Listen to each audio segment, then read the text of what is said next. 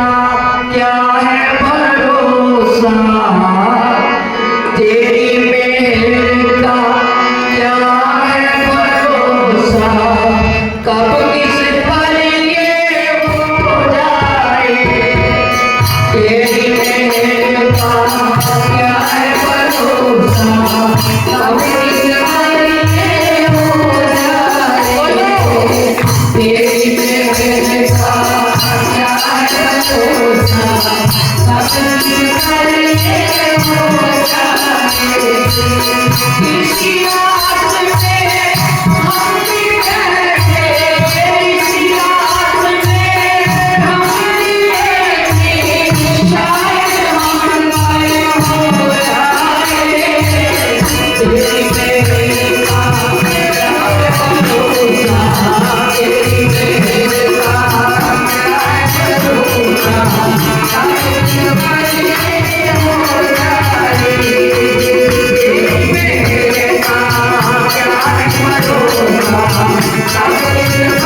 है भरोसा, कब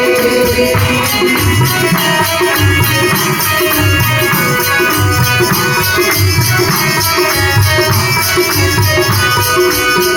जिस पर तेरी मेहर हो गई, वो भवसागर पार हुआ, जिस पर तेरी मेहर हो गई, वो भवसागर पार हुआ। कई बार ऐसा होता है, बहुत साधना करने वाले भी फेल हो जाते हैं, बहुत मेहनत करने वाला फेल हो जाता है, जिसके लिए कभी किसी ने माता पिता ने सोचा होता, वो मेरिट में जाकर खड़ा हो जाता है। क्यों? कोई तो बात होगी, कुछ तो होगा उसके अंदर, क्योंकि उस्ताद ने, टीचर ने तो निष्पक्ष फैसला किया है इसके पीछे, और ये तो उस पढ़ाई में तो कुछ हो सकता है, गड़बड़ की गुंजाइश है, लेकिन इस मार्ग पर कोई गड़बड़ की गुंजाइश नहीं, कोई कारण नहीं। क्यों? इसका प्रमाण दिया है, जिस पर तेरी मेहर हो गई, वो भवसागर पार हुआ, जिस पर तेरी मेहर हो गई, वो भवसागर पार हुआ, चाहे कितने पाप किए हो, उसका भी उद्धार हुआ, चाहे कितने पाप किए हो, उसका भी उद्धार हुआ। उदाहरण दिया है, गीद अजामिल गणिका जैसे तेरी मेहर से तर पाए। इन्होंने भजन नहीं किया, ये तो पाप ही करते रहे। गीद कौन? जिसको राम जी ने जंगल में, जो सीता मैया के लिए रावण से लड़ता रहा और उसने पंख काट दिए, गिर पड़ा, राम जी आए सीता की खोज कर रहे थे, तो रास्ते में वो पड़ा था। तब उसने बताया, प्रभु आपकी पत्नी को राक्षस ले गया है, रावण ले गया है, मैं इंतजार में था कब आप आए, मैं आपको बता सकूं कि आपकी पत्नी को रावण ले गया है। और तब राम जी ने, देखियो राम जी के जाने के बाद दशरथ जी ने प्राण त्यागे, वहां उन दशरथ को यह सौभाग्य नहीं मिला कि पुत्र की गोद में अपना अंतिम समय सिर रख सके, लेकिन जटायु को, गीद को राम जी ने अंतिम समय उसका सिर अपनी गोद में लिया। इतना ही नहीं, उसका अंतिम संस्कार किया और तर्पण आदि किया। ये क्यों? केवल प्रसन्न हो गए राम जी, उस पर रीझ गए। गीद एक जानवर पर, जीव जंतु पर भी वो कृपा करने को तैयार बैठा है, इसलिए कहा है, चाहे कितने पाप किए हो, उसका भी उद्धार किया, चाहे कितने पाप किए हो, उसका भी उद्धार किया। ये दया जाने गणिका जैसे,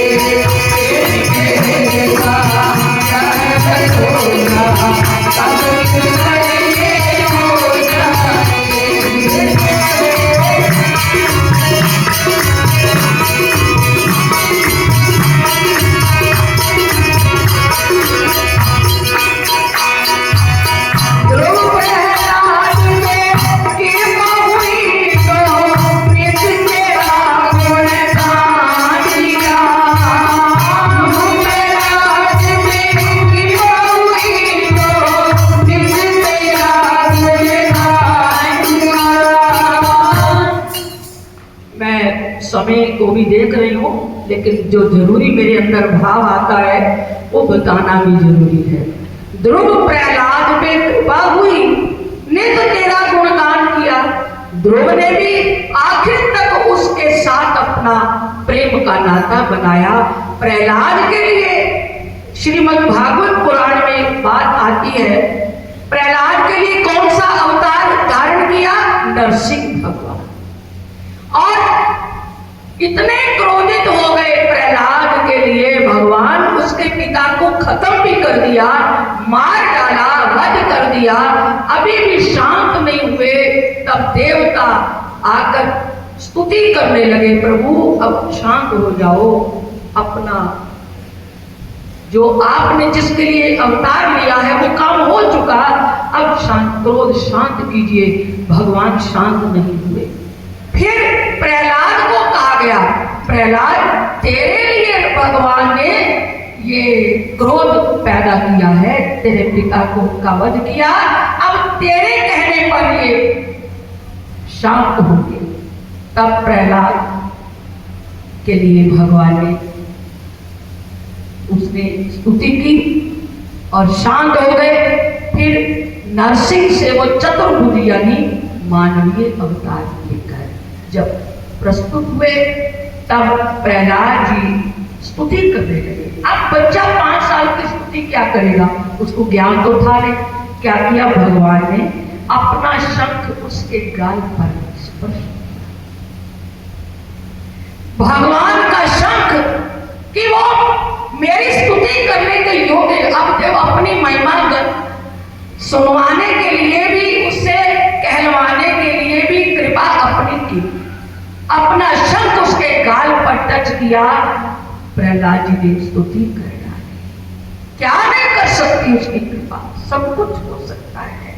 इसलिए कहा है ध्रुव प्रहलाद पे कृपा हुई तो निज तेरा गुणगान किया। ध्रुव प्रहलाद पे कृपा हुई तो निज तेरा गुणगान किया।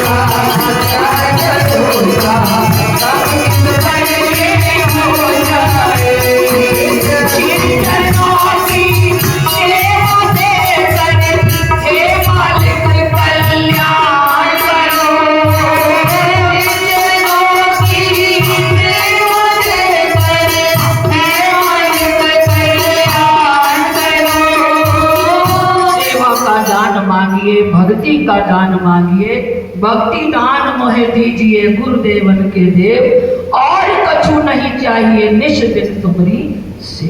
ऐ प्रभु कृपा करो, मेरे जीवन में भक्ति का गुण और सेवा की भावना प्रकट करो, ताकि मेरे जीवन का कल्याण हो। श्री चरणों की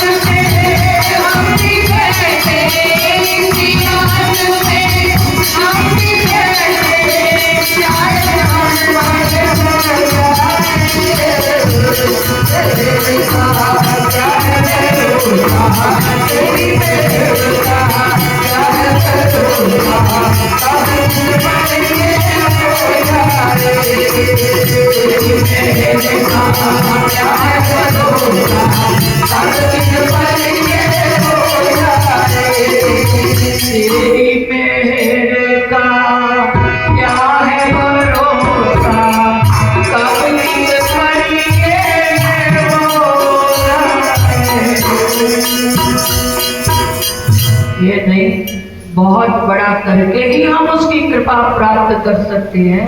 कभी कभी छोटी सी बात भी उसकी पसंदगी की हो जाती है। इसलिए करते रहें, प्रेम उससे कीजिए, जितना हो सके उसको अपना मानिए, अपना समझिए। दुख हो सुख हो उसी से अपनी मन की बात कहिए, वो सुनता है बिन बोलिया सब कुछ जानदार।